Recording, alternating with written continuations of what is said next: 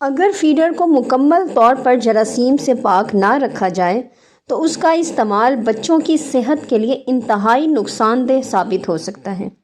کیونکہ فیڈر سے دودھ پلانا غیر محفوظ ہوتا ہے اور جتنی بھی احتیاط برتی جائے اسے جراثیم سے محفوظ نہیں رکھا جا سکتا۔ اس طرح بچے کے بیمار ہونے کے چانسز بڑھ جاتے ہیں۔ 6 ماہ کی عمر تک بچے کی جسمانی اور غذائی ضروریات میں اضافہ ہو جاتا ہے اور دودھ کے علاوہ اس کے کھانے میں ٹھوس غذا بھی شامل ہو جاتی ہے۔ لہٰذا ٹھوس غذا دینے کے لیے ابتدائی دور میں بچے نئے ذائقوں کو آسانی سے قبول نہیں کرتے اور انہیں اس کا عادی بنانے میں کچھ وقت لگ جاتا ہے، اور مائیں جب یہ دیکھتی ہیں کہ وہ کچھ نہیں کھا رہے تو انہیں زبردستی دودھ یا ملک شیک فیڈر میں ڈال کر دے دیتی ہیں۔ سوتے میں اس کے منہ میں فیڈر دیا جاتا ہے، اور جبکہ فیڈر کی چوسنی اور اس کا اندرونی حصہ جراثیم کے اہم مراکز ہونے کی وجہ سے بچے کو نقصان پہنچاتے ہیں۔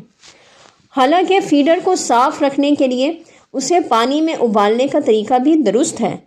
مگر اس عمل کے دوران فیڈر کے نپل کا ربر خراب ہو جاتا ہے۔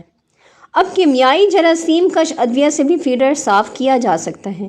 مگر ان کا جسم میں جانا بہت ہارمفل ہے، نقصان دہ ہوتا ہے بچوں کے لیے۔ لہٰذا ضروری ہے کہ فیڈر صرف مجبوری کی صورت میں دیا جائے اور شروع سے ہی بچے کو کپ، گلاس یا چمچ کے ساتھ دودھ پلانے کی کوشش کی جائے، اور اس کے ساتھ ساتھ اسے سوئیاں، کسٹرڈ، کارن فلور، دلیا یا ڈیفرنٹ قسم کی نرم کھیر دی جاتی ہے جس میں دودھ کے ساتھ ٹھوس اور مکھوی غذائیں بھی شامل ہوتی ہیں۔